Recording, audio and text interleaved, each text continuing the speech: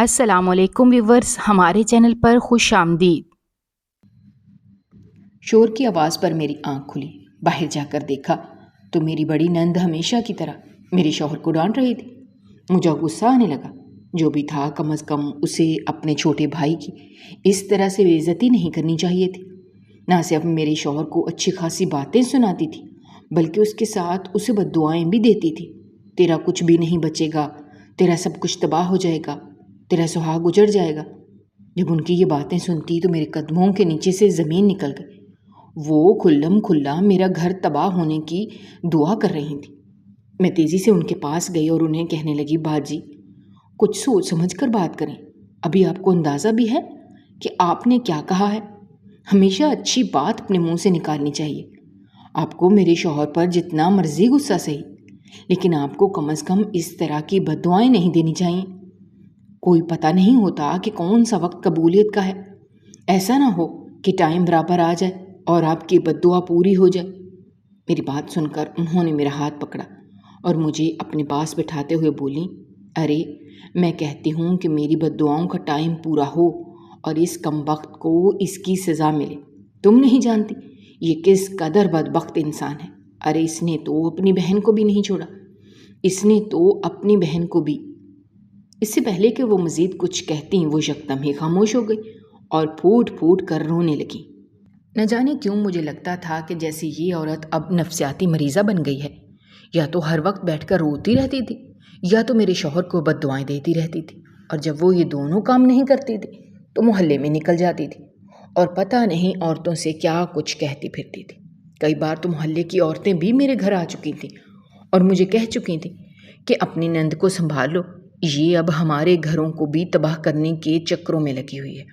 خود تو یہ بیوہ ہو ہی گئی ہے، اسے غیرت دلاؤ کہ کم از کم ہم لوگوں کے گھر تباہ نہ کرے۔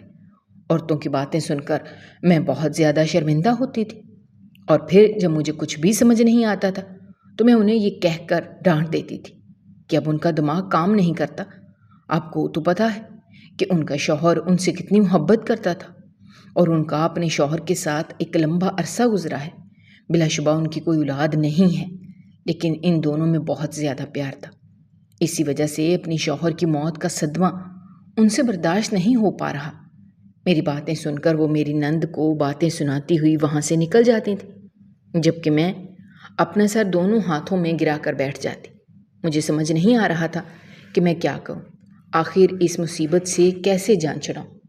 امی سے بات کی تو امی نے صاف کہہ دیا کہ اپنے شوہر کو بولو اپنی بہن کو علیحدہ گھر میں رکھے۔ امی کی بات سن کر مجھے حیرت ہوئی۔ میں نے امی کو کہا، آپ کو تو ہمارے گھر کے حالات کے بارے میں اچھی طرح سے پتہ ہے، بڑی مشکل سے تو اس گھر کے اخراجات پورے ہوتے ہیں۔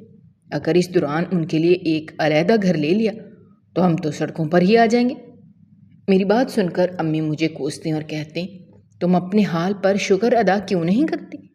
اللہ تعالیٰ نے تمہیں اتنی زیادہ دولت دی ہے، تمہارے شوہر پیسوں میں کھیلتا ہے، پھر بھی تم اس طرح کی مایوسی والی باتیں کرتی ہو۔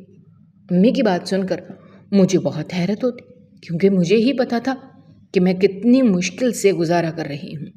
چونکہ میرے شوہر کو بھی شوخیاں مارنے کی عادت تھی، اس لیے میں اسے کسی بھی چیز کی امید نہیں رکھتی تھی۔ لہٰذا امی کی باتیں سن کر مجھے یہی لگا کہ شاید میرے شوہر نے امی کو یہ سب کچھ بتا رکھا ہو۔ میں نے امی سے زیادہ بحث نہیں کی اور موضوع تبدیل کر دیا۔ اب میں اپنا دھیان اپنے بچوں کی طرف دینے لگی تھی، کیونکہ میرے بچے میری وجہ سے بہت زیادہ ڈسٹرب ہو رہے تھے۔ اب تو ان کے اسکول سے بھی شکایت آنے لگی تھی کہ وہ اپنی پڑھائی کی طرف توجہ نہیں دے پا رہے۔ اگر گھر میں کوئی مسئلہ ہے تو ہم آپ سے گزارش کرتے ہیں کہ اس مسئلے کو حل کریں، کیونکہ بچوں کے ذہن پر بہت برا اثر پڑ رہا ہے۔ پرنسپل کی بات سن کر میں بہت زیادہ شرمندہ ہوئی۔ میں یہ بات بھول گئی تھی کہ بچوں سے کم از کم ہمیں یہ باتیں دور ہی رکھنی چاہیے۔ ان کے ذہن کچے ہوتے ہیں، اور کچے ذہنوں میں جو چیز ایک بار پکی ہو جائے وہ زندگی بھر مٹائی نہیں جا سکتی۔ کل رات میں اپنے کمرے میں لیٹی ہوئی تھی جب میری چھوٹی بچی میرے پاس آئی اور مجھے کہنے لگی، امی میں بہت زیادہ پریشان ہوں۔ اس کی بات سن کر میں نے فکر مندی سے اس کی طرف دیکھا۔ زندگی میں ایسا پہلی بار ہوا تھا جب میری 7 سالہ بچی نے مجھ سے آ کر یہ بات کہی تھی۔ اتنی چھوٹی سی بچی کے منہ سے اس طرح کی بات سن کر مجھے حیرت بھی ہو رہی تھی اور افسوس بھی ہو رہا تھا کہ آخر ایسی کون سی چیز ہے جس نے میرے معصوم پھول کو پریشان کر دیا ہے۔ جب میں نے اس سے پوچھا تو وہ میرے قریب بیٹھ گئی اور مجھے کہنے لگی، مجھے بہت زیادہ ڈر لگتا ہے، پھپھو بہت بری بری باتیں منہ سے نکالتی ہیں، وہ پاپا کو بہت زیادہ بددعائیں دیتی ہیں۔ آپ کو پتہ ہے وہ دن کو کیا کہہ رہی تھیں؟ وہ دن کو کہہ رہی تھیں کہ تمہارا گھر تباہ ہو جائے گا، تمہاری بیوی تمہیں چھوڑ کر چلی جائے گی اور تمہارے بچے بھی تمہارا ساتھ نہیں دیں گے۔ اپنی بیٹی کے منہ سے اتنی بڑی بڑی باتیں سن کر مجھے حیرت کے جھٹکے لگ رہے تھے۔ وہ معصومیت سے میرے چہرے کی طرف دیکھنے لگی اور مجھ سے پوچھنے لگی، کیا پاپا بہت زیادہ برے ہیں؟ اس کی بات سن کر میں نے تیزی سے نفی میں سر ہلایا اور اپنی بیٹی کو سینے سے لگا کر کہہ دیا کہ آپ اپنی پھپھو کی باتوں پر دھیان نہ دیا کریں۔ آپ کی پھپھو ان دنوں بہت پریشان ہیں، انہیں سمجھ نہیں آتا کہ وہ کیا بات کرتی ہیں۔ لہٰذا میں نے اپنی بیٹی کو سمجھانے کی کوشش کی کہ اس کی ذہنی حالت ٹھیک نہیں ہے۔ اگر میں چاہتی تو اسے کہہ دیتی کہ تمہاری پھپھو ہی بری ہے، مگر میں اس کے ذہن میں اپنی پھپھی کے لیے نفرت نہیں ڈالنا چاہتی تھی۔ اگر میں اپنی بات کرتی تو مجھے اس وقت صرف اور صرف اپنی نند پر غصہ آ رہا تھا۔ میرا بس نہیں چل رہا تھا کہ اسے کہیں دور بھیج دوں، لیکن چونکا اس کا ہمارے علاوہ کوئی بھی نہیں تھا۔ اسی وجہ سے میں اس کے ساتھ یہ زیادتی بھی نہیں کرنا چاہتی تھی۔ میں بالکل بھی ان بھابھیوں کی طرح نہیں تھی جو اپنی نندوں کو اپنے اوپر بوجھ سمجھتی ہیں، بلکہ میں اپنی نند کا بہت احترام کرتی تھی، اور اس کی سب سے بڑی وجہ یہی تھی کہ میری نند نے میرے شوہر کو پال پوس کر بڑا کیا تھا۔ جب میرے شوہر کے والدین کا انتقال ہوا تب ان کی عمر صرف 4 سال تھی۔ تب سے لے کر اب تک میری نند نے نہ صرف اسے اچھی تعلیم دلوائی بلکہ اس کے ساتھ ساتھ اس کی اچھی پرورش کی۔ بلا شبہ میرا شوہر مثالی شوہر تھا، مجھے اس سے آج تک کبھی بھی شکایت نہیں ہوئی تھی۔ وہ نہ صرف میرا بہت خیال رکھتا تھا بلکہ بچوں سے بھی بہت محبت کرتا تھا۔ سوال یہ پیدا ہوتا تھا کہ آخر میری نند اب اسے آ کر بددعائیں کیوں دے رہی تھی۔ میری شادی کے شروع کے دنوں میں وہ اکثر ہی میرے شوہر کے ساتھ مل کر مجھ سے مذاق کیا کرتی تھی۔ مجھے کہا کرتی تھی کہ تمہیں اس جیسا شوہر کہیں بھی نہیں مل سکتا، تم اپنی قسمت پر شکر ادا کرو کہ میں نے اسے تمہاری زندگی میں شامل کر دیا۔ اور تب اپنی نند کی باتیں سن کر میں واقعی شکر ادا کرتی تھی، لیکن اب ایک دم سے اس کا رویہ تبدیل ہو گیا تھا۔ وہ ایک دم سے بہت زیادہ تکلیف میں چلی گئی تھی۔ وہ ہر وقت ہی لیٹی رہتی تھی اور روتی رہتی تھی۔ جب میں اسے جا کر کوئی بات کرتی تو وہ میرا ہاتھ پکڑ کر مجھے کہتی، تمہارا شوہر بالکل بھی ٹھیک آدمی نہیں ہے، تم یہاں سے چلی جاؤ۔ اس کی باتیں سن کر میں حیران ہوتی تھی۔ اب وہ خود مجھے گھر توڑنے کا کہتی تھی۔ میں نے جب اپنے شوہر سے اس بارے میں بات کرنے کی کوشش کی تو وہ غصے میں آ گیا اور کہنے لگا، یہ تم کون سی باتیں میرے ساتھ لے کر بیٹھ گئی ہو؟ تمہیں پتہ بھی ہے کہ مجھے یہ باتیں سن کر بہت غصہ آتا ہے۔ تمہیں بہن کی حالت کا بھی اچھے طریقے سے پتہ ہے کہ وہ ان دنوں کتنی زیادہ ٹینشن سے گزر رہی ہے۔ اگر وہ مجھے ڈانٹ دیتی ہے یا مجھے بددعائیں دے دیتی ہے تو اس میں تمہارا کیا جاتا ہے؟ بہتر یہی ہے کہ تم اس کی باتوں کی طرف دھیان نہ دو۔ مجھے یقین ہے جب اس کا دماغ کچھ سمجھنے کے قابل ہوگا تو اسے اپنی غلطی کا احساس ہو جائے گا۔ شوہر کی بات سن کر میری آنکھوں میں آنسو آ گئے۔ یہ آنسو اس وجہ سے نہیں تھے کہ مجھے شرمندگی کا یا بے عزتی کا احساس ہو رہا تھا، بلکہ اس وجہ سے تھے کہ اس سب کے باوجود بھی وہ اپنی بہن کا بہت زیادہ خیال رکھ رہا تھا۔ اس نے آج تک اپنی بہن کو پلٹ کر جواب نہیں دیا تھا، اور نہ ہی اس نے کوئی ایسی تکلیف دہ بات کی تھی جس سے اس کی بہن کا دل دکھا ہو، بلکہ وہ ہمیشہ ہی اپنی بہن کی باتوں کو نظر انداز کر دیتا تھا اور اسے اپنی بڑی بہن یا پھر اپنی ماں سمجھ کر کچھ نہیں کہتا تھا۔ میں سوچ بھی نہیں سکتی تھی کہ میرا شوہر اتنا فرما بردار بھی ہو سکتا ہے۔ مجھے اپنے شوہر پر بہت زیادہ پیار آ رہا تھا، لیکن میں نہیں جانتی تھی کہ کبھی کبھار جو کچھ دکھائی دیتا ہے حقیقت اس سے بالکل برعکس ہوتی ہے۔ کبھی کبھار ہم کہانی کا صرف اور صرف ایک ہی رخ دیکھ رہے ہوتے ہیں، دوسرا رخ نہ صرف بہت مختلف ہوتا ہے بلکہ بہت تکلیف دہ بھی ہوتا ہے۔ اس بات کا احساس مجھے اس وقت ہوا جب میرے ہاتھ میں کچھ بھی نہیں بچا تھا۔ اگلے دن میں لاؤنج میں گئی تو میری نند بیٹھی ہوئی ٹی وی دیکھ رہی تھی۔ ٹی وی پر کوئی ڈرامہ چل رہا تھا جہاں پہ لڑکا اور لڑکی مل کر کھانا بنا رہے تھے۔ میں اپنی نند کے ساتھ جا کر بیٹھ گئی، لیکن جب میں نے اس کے چہرے کو دیکھا تو میرے دل کو کچھ ہوا۔ میری نند کے آنسو تیزی سے بہہ رہے تھے۔ اسے اس طرح سے روتا دیکھ کر میں نے اسے گلے سے لگا لیا، اور پھر اس کے بعد میری نند اونچی آواز میں پھوٹ پھوٹ کر رونے لگی۔ وہ اپنے شوہر کو بہت زیادہ یاد کرتی تھی۔ تھوڑی دیر بعد جب وہ تھوڑی سی بہتر ہوئی تو مجھے کہنے لگی، تمہیں پتہ ہے میں بھی اپنے شوہر کے ساتھ بالکل اسی طرح کھانا بنایا کرتی تھی۔ وہ روز آفس سے آتا تھا اور میری مدد کرتا تھا۔ میں اسے منع بھی کرتی تھی، لیکن وہ ہمیشہ مجھے یہی کہتا تھا کہ مجھے تمہارے ساتھ کام کرتے ہوئے خوشی ہوتی ہے اور اس سے میری ساری تھکن بھی اتر جاتی ہے۔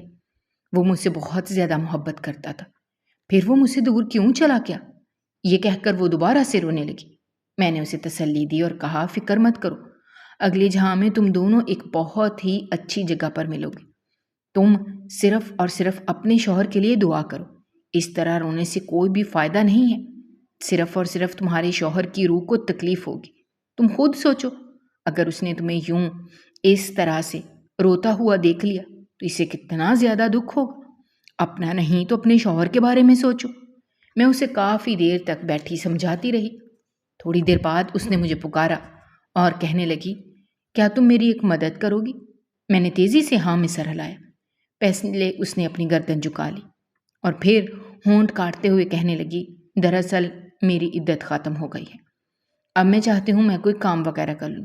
تم ٹھیک کہہ رہی ہو، اس طرح رونے سے اور گھر پر بیٹھنے سے کوئی فائدہ نہیں ہے۔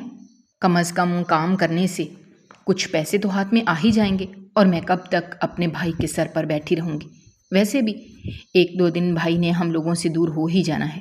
یہ بات اس نے بہت ہی نفرت سے کہی، اور اس کی بات سن کر میں نے بے سختہ اس کی طرف دیکھا اور کہا، تھوڑی دیر پہلے میرے دل میں اس کے لیے جو ہمدردی جاگی تھی وہ ہمدردی یکدم ہی ختم ہو گئی تھی۔ اب وہاں پر نفرت نے جگہ لی تھی، کیونکہ میں اپنے شوہر کے خلاف ایک بھی بات نہیں سن سکتی تھی۔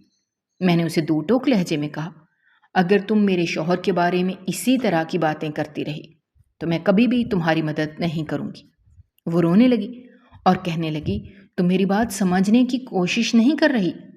مجھے سمجھ نہیں آ رہا کہ میں تمہیں کیسے حقیقت کے بارے میں بتاؤں۔ تمہارا شوہر جیسا نظر آتا ہے وہ ویسا بالکل بھی نہیں ہے۔ وہ بہت بڑا ذلیل انسان ہے۔ اس نے سب کچھ تباہ کر دیا ہے، اور وہ تمہاری زندگی بھی تباہ کر دے گا۔ میں تمہیں کہہ رہی ہوں کہ تمہارے لیے بہتر یہی ہے کہ جلدی سے اپنے بچوں کو لے کر یہاں سے چلی جاؤ۔ مجھ سے زیادہ سنا نہیں گیا اور میں اپنے کمرے میں آ گئی، جہاں پر میرا شوہر پہلے سے ہی موجود تھا۔ اس نے اپنا سر دونوں ہاتھوں میں گرایا ہوا تھا۔ دروازہ کھلنے کی آواز پر اس نے میری طرف چہرہ اٹھا کر دیکھا۔ اس نے ایک گہری سانس لی اور مجھ سے پوچھا، تم آپا کی باتوں پر یقین کرتی ہو؟ میں نے تیزی سے نفی میں سر ہلایا اور اس سے کہا، مجھے آپ کے علاوہ کسی کی بات پر یقین نہیں ہے۔ وہ یکدم ہی مسکرایا اور پھر تیزی سے گھر سے باہر نکل گیا۔ میں نے ایک نظر گھڑی کی طرف دیکھا، جہاں پر اس وقت دن کے 11 بج رہے تھے۔ آج اس کی آفس سے چھٹی تھی۔ وہ نہ جانے کہاں پر چلا گیا۔ میں نے اسے کال ملائی، کیونکہ وہ مجھے بتا کر نہیں گیا تھا۔ اس دوران میں دوبارہ سے باہر چلی گئی۔ جب 3-4 بار کال کرنے پر بھی اس نے میری کال نہ اٹھائی تو میں نے موبائل زور سے صوفے پر پھینک دیا۔ میری نند یہ سب کچھ دیکھ رہی تھی۔ مجھے کہنے لگی، یہ تو کچھ بھی نہیں ہے، ابھی تو وہ تمہیں اپنے ایسے ایسے رنگ دکھائے گا کہ تم حیران رہ جاؤ گی، اور تم سوچنے لگو گی کہ کیا یہ وہی شوہر ہے جس نے مجھ سے محبت کی تھی، اور یہ وہی شوہر ہے جو میرا اتنا زیادہ خیال رکھتا تھا۔ میں نے کہا، خدا کے لیے آپا بس کر جائیں، میری زندگی میں پہلے ہی بہت سی پریشانیاں ہیں، اس طرح کی باتیں کر کے میری زندگی میں مزید پریشانیوں کا اضافہ مت کریں۔ میں بہت ہی مثبت لڑکی ہوں، نہ تو مجھ سے منفی باتیں ہوتی ہیں اور نہ ہی میں منفی خیالات کو اہمیت دیتی ہوں۔ آپ بار بار اس طرح کی باتیں کر کے مجھے صرف اور صرف پریشان کرتی ہیں۔ وہ مجھ سے بولی، میرا مقصد تمہیں پریشان کرنا نہیں ہے بلکہ تمہیں خبردار کرنا ہے۔ اس بار انہیں ہاتھ جوڑ دیے اور کہا کہ مجھے کسی بھی چیز سے خبردار نہیں ہونا، اور اگر میری زندگی میں کچھ بھی برا ہوا تو مجھے وقت کے ساتھ اس کا پتہ چل جائے گا۔ میں وقت سے پہلے اس بارے میں جان کر پریشان نہیں ہونا چاہتی۔ بہتر یہی ہے کہ آپ بھی میرے معاملات میں ٹانگ اڑانا چھوڑ دیں۔ یہ کہہ کر میں اپنے بچوں کو دیکھنے کے لیے چلی گئی، جبکہ اپنے پیچھے مجھے اس کی سسکیوں کی آوازیں سنائی دے رہی تھیں۔ اس کی سسکیوں کی آوازیں میرے دل کو تکلیف پہنچا رہی تھیں، مگر میں اس کے لیے کچھ بھی نہیں کر سکتی تھی۔ اگلے دن میں نے فیصلہ کیا کہ اسے ایک دماغی ڈاکٹر کے پاس لے کر جاؤں گی اور اس کا علاج کرواؤں گی۔ ہو سکتا ہے اس سے تھوڑی سی بہتری آ جائے، لیکن میں نہیں جانتی تھی کہ وہاں جا کر وہ مجھے اتنا ذلیل اور رسوا کرے گی کہ میں دوبارہ اسے ہسپتال میں جانے کے قابل ہی نہیں رہوں گی۔ ابھی ہم دونوں ڈاکٹر کے سامنے جا کر بیٹھے ہی تھے کہ وہ جلدی سے اٹھ کر کھڑی ہوئی اور ڈاکٹر کے پاس جاتے ہوئے کہنے لگی، ڈاکٹر صاحب میری بات سنیں، اس لڑکی کو کہیں کہ ابھی بھی وقت ہے، یہ اپنے شوہر کے اصل چہرے کو پہچان لے، کیونکہ اگر بعد میں اسے حقیقت کے بارے میں پتہ چلا تو نہ صرف اسے بہت دکھ ہوگا بلکہ اسے بہت تکلیف بھی اٹھانی پڑے گی۔ نند کی باتیں سن کر میں نے بے یقینی سے اس کی طرف دیکھا۔ مجھے اندازہ نہیں تھا کہ وہ یوں میرے گھر کے قصے ڈاکٹر کے سامنے چھیڑ دے گی۔ میں نے اس سے خاموش کروانے کی کوشش کی، لیکن وہ میرے قابو میں ہی نہیں آ رہی تھی۔ نہ جانے اس میں کون سی قوت آ گئی تھی۔ اس نے تیزی سے مجھے دھکا دی اور مجھے کہنے لگی، میں نے تمہیں سمجھانے کی ہر ممکن کوشش کی، لیکن تم نے میری بات پر کبھی بھی یقین نہیں کیا۔ جب بھی میں تم سے کچھ کہنا چاہتی ہوں تم مجھے ڈانٹ کر خاموش کروا دیتی ہو، جبکہ تم جانتی نہیں ہو کہ یہ سب تمہارے لیے کتنا زیادہ نقصان دہ ہے۔ میں نے ایک نظر ڈاکٹر کی طرف دیکھا۔ ڈاکٹر بہت غور سے میری نند کی باتیں سن رہی تھی۔ میں اسے باہر لے جانے لگی تو ڈاکٹر نے مجھے روک دیا اور کہنے لگا، مریضہ کو بات کرنے سے انہوں نے جو کچھ بھی کہا ہے انہیں کہہ لینے دیں۔ ڈاکٹر کی آواز سن کر میری نند یکدم ہی غصے میں آ گئی اور ڈاکٹر کا گریبان پکڑتے ہوئے کہنے لگی، میں مریضہ نہیں ہوں، تم لوگ میری بات پر یقین نہیں کرتے، تم لوگ دیکھ لینا، بعد میں تم سب لوگ پچھتاؤ گے۔ وہ یکدم ہی ہذیانی انداز میں چلانے لگی اور اس کو اس طرح چلاتا دیکھ کر ڈاکٹر نے تیزی سے نرس کو بلایا اور اسے بے ہوشی کا انجیکشن لگانے کے لیے کہا۔ تھوڑی ہی دیر بعد میری نند بے ہوش ہو کر گر پڑی۔ ڈاکٹر نے مجھ سے پوچھا کہ آپ کو واقعی لگتا ہے کہ آپ کا شوہر بالکل ٹھیک ہے؟ میں نے غصے سے اس کی طرف دیکھا اور اسے کہا، یہ معاملات آپ کے پتہ لگانے والے نہیں ہیں، مجھے اچھی طرح سے اپنے شوہر کے بارے میں پتہ ہے اور میں اس بارے میں کسی اور سے بات نہیں کرنا چاہتی۔ ڈاکٹر یکدم ہی خاموش ہو گیا اور اس نے اپنی گردن جھکا دی۔ یقیناً اسے اپنی غلطی کا احساس ہو گیا تھا۔ میں بھی زیادہ دیر وہاں نہیں بیٹھی رہی۔ تقریباً 15 منٹ کے بعد میری نند دوبارہ سے ہوش میں آ گئی تھی، لیکن اب وہ خاموشی سے دیوار کی طرف دیکھے جا رہی تھی۔ راستے میں وہ یکدم ہی چلانے لگی کہ رکشا یہاں پر روکو۔ وہ اتنا زور سے چلائی کہ رکشے والا ڈر گیا اور جلدی سے رکشا روک کر کہنے لگا، ارے کیا ہو گیا ہے بی بی جی، پاگل ہو گئی ہو؟ اس طرح سے اگر ایکسیڈنٹ ہو جاتا تو؟ میں اس کی بات پوری سنے بغیر اپنی نند کے پیچھے بھاگنے لگی جو نہ جانے کہاں پر جا رہی تھی، اور پھر تھوڑی ہی دور جا کر وہ رک گئی اور زمین پر بیٹھ کر پھوٹ پھوٹ کر رونے لگی۔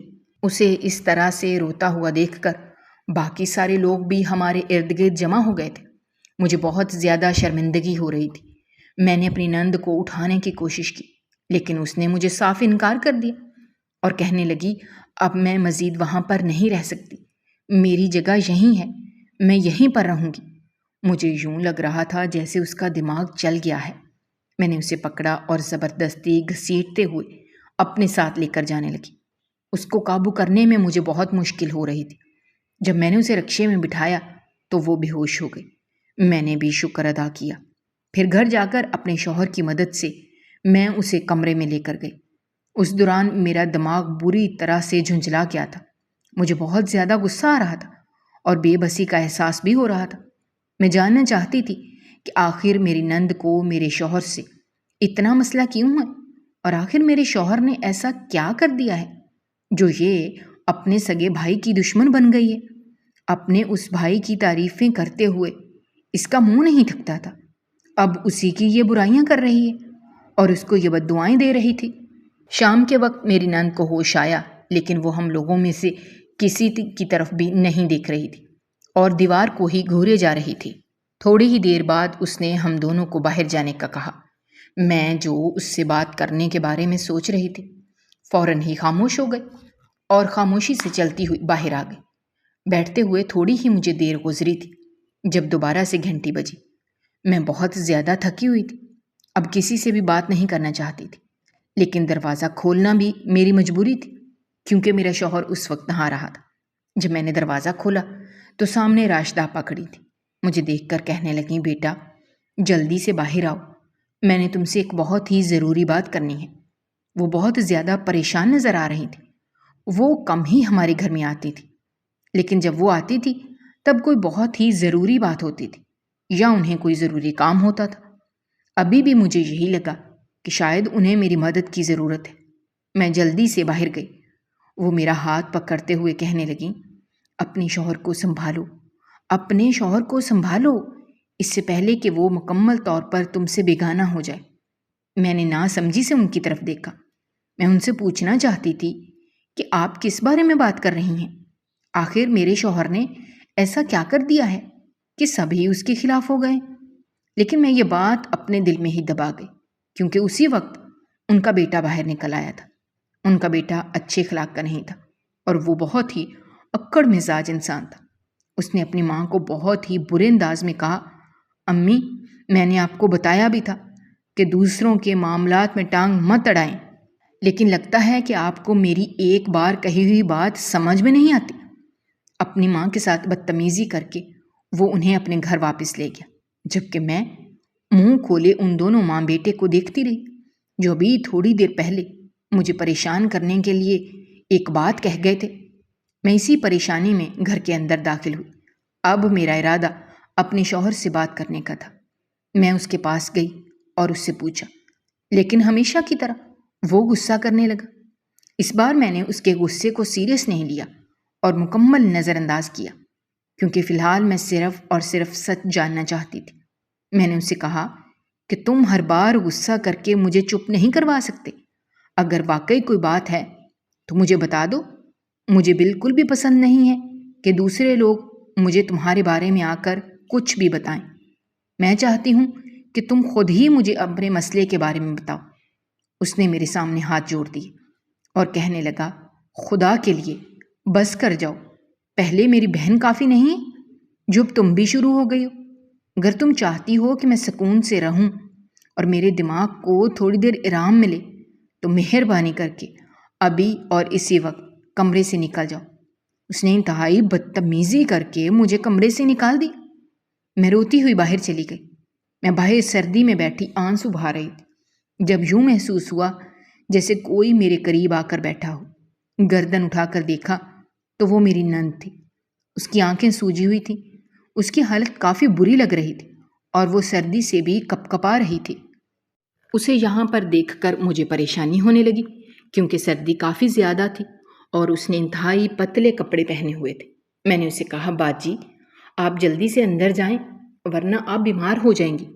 میری بات سن کر وہ کہنے لگی، مجھے اپنی پرواہ نہیں ہے، مجھے تمہاری پرواہ ہے نصرت۔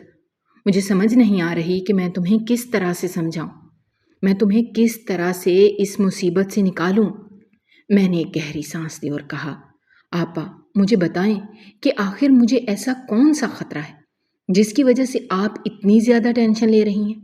انہوں نے میری طرف دیکھا اور کہا، مجھ سے وعدہ کرو تم میری بات کا یقین کرو گی اور جو کچھ میں تم سے کہوں گی تم وہ کرو گی۔ میں نے چند لمحے سوچا اور پھر ان سے وعدہ کرنے کا فیصلہ کر لیا کیونکہ میرے پاس اس کے علاوہ اور کوئی چارہ بھی تو نہیں تھا۔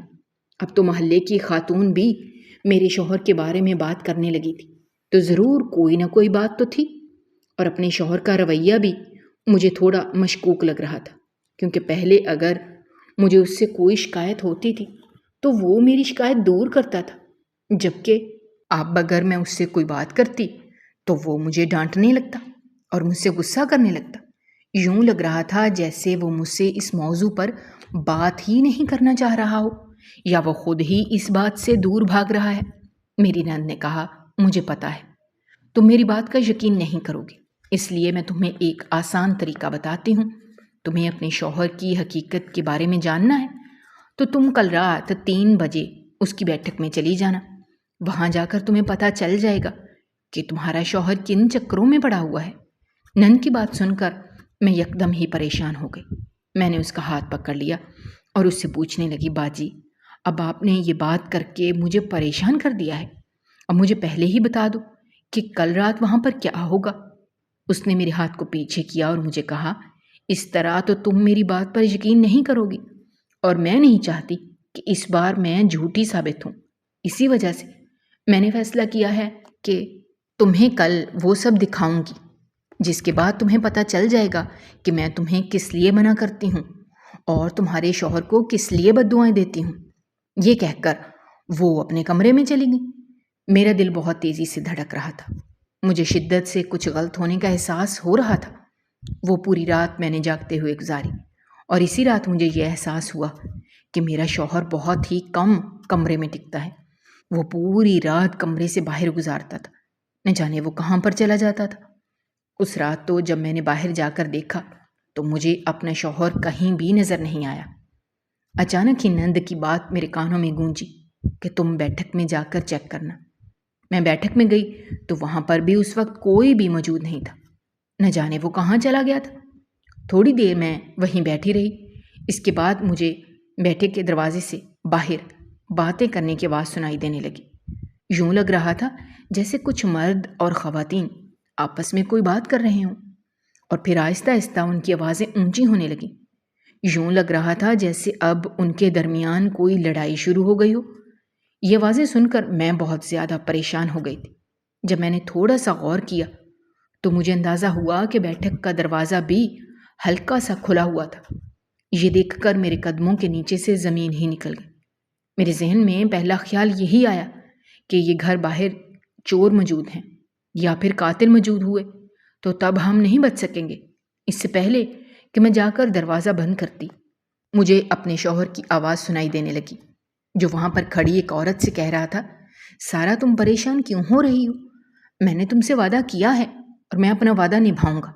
تم بس 3:30 بجے یہاں پر آ جانا، تب تک میں باقی سب کو فارغ کر دوں گا اور اپنا مکمل وقت صرف تمہیں دوں گا۔ شوہر کی بات سن کر مجھے لگا کہ میرے قدموں کے نیچے سے زمین نکل گئی ہے۔ میں بالکل بھی اس طرح کی بات کی توقع نہیں کر رہی تھی۔ رات کے اس پہر نہ جانے کس عورت کو وہ اپنے گھر آنے کی دعوت دے رہا تھا اور اس کے ساتھ وقت گزارنے کا بھی کہہ رہا تھا۔ میری آنکھوں سے تیزی سے آنسو بہنے لگے، لیکن میں فی الحال اپنے شوہر کو کچھ بھی بتانا نہیں چاہتی تھی، بلکہ میں اگلے دن اسے رنگے ہاتھوں پکڑنا چاہتی تھی۔ اس سے پہلے کہ میں اس کی نظروں میں آ جاتی، مجھے میری نند نے باہر بلایا۔ میں تیزی سے نکل کر باہر چلی گئی اور اسی وقت میرا شوہر بھی بیٹھک کے اندر داخل ہو گیا۔ شکر تھا کہ وہ مجھے دیکھ نہیں پایا تھا۔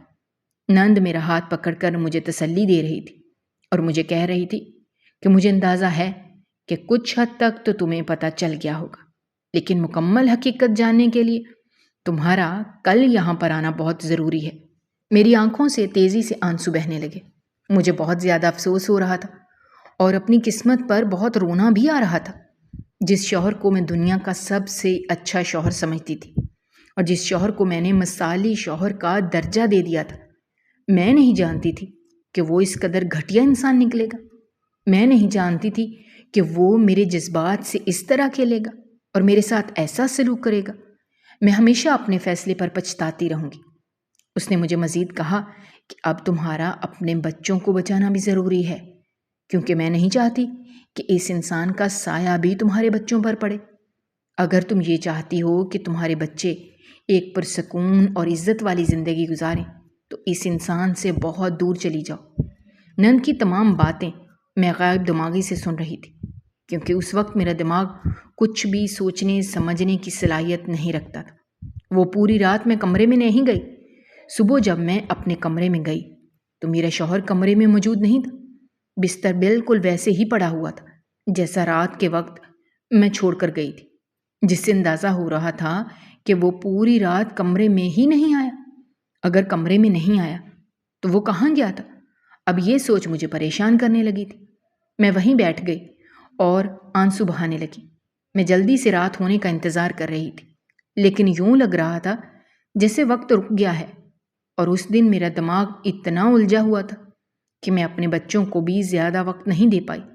میرے بچے بھی میری پریشانی بھانپ چکے تھے، اس لیے بار بار فکر مندی سے پوچھ رہے تھے کہ مما آپ کو کیا ہو گیا ہے؟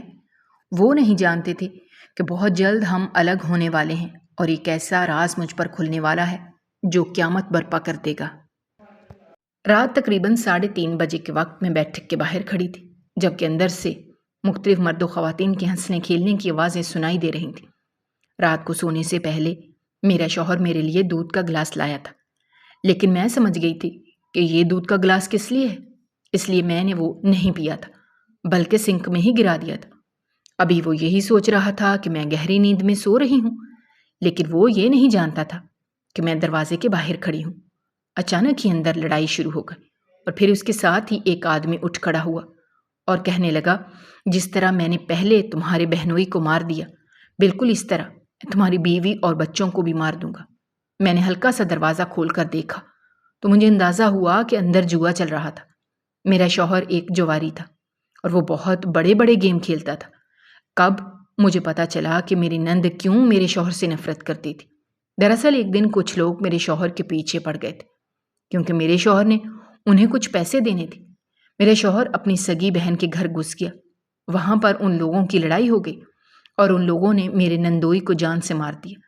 جب اس شخص نے مجھے اور میرے بچوں کو مارنے کی دھمکی دی تو میرا شوہر ہنسنے لگا اور کہنے لگا، تم جو مرضی کر لینا، لیکن اس کے لیے تمہیں سب سے پہلے یہ کھیل جیتنا ہوگا۔ اپنے شوہر کی بات سن کر مجھے اندازہ ہو گیا تھا کہ یہ آدمی بالکل بھی اعتبار کے لائق نہیں ہے، جسے اپنے بیوی اور بچوں کی فکر ہی نہیں تھی، جو اپنے بیوی اور بچوں کی موت کو مذاق میں اڑا رہا تھا۔ اگر ضرورت پڑ جاتی تو وہ کبھی بھی ان کی مدد نہ کرتا۔ اسے صرف اور صرف پیسوں کی اور جوئے کی لت لگ گئی تھی اور وہ اس سب میں اندھا ہو گیا تھا۔ اگلے ہی دن میں نے اپنے بچوں کا ہاتھ پکڑا اور خاموشی سے وہاں سے نکل کر اپنے گھر آ گئی۔ کچھ عرصے بعد میں نے لڑ کر اپنے شوہر سے طلاق لے لی۔ یہ سب کچھ میں نے صرف اور صرف اپنے بچوں کی حفاظت کے لیے کیا تھا۔ چونکہ میں پڑھی لکھی تھی، اس لیے مجھے جلد ہی ایک اسکول میں نوکری مل گئی اور وہاں پر مجھے ایک بہت اچھا انسان ملا جس نے میرے بچوں سمیت مجھے قبول کر لیا۔ تھوڑے عرصے بعد میں اپنی نند کو بھی اپنے پاس لے آئی اور پھر لاکھ احتجاج کرنے پر اس نے بھی ایک انسان کے ساتھ زندگی کی شروعات کر دی۔ اب وہ ایک بہت ہی اچھی زندگی بسر کر رہی ہے، جبکہ تھوڑے ہی عرصے بعد میرا سابقہ شوہر کسی جوئے کے چکر میں مارا گیا تھا۔ بلا شبہ اللہ تعالیٰ کسی کے ساتھ بھی ناانصافی نہیں کرتے۔ اگر آپ کو ہماری کہانیاں پسند آ رہی ہیں تو ہمارے چینل کو سبسکرائب کیجیے، ویڈیوز پر کمنٹ کیجیے اور شیئر کیجیے۔ شکریہ۔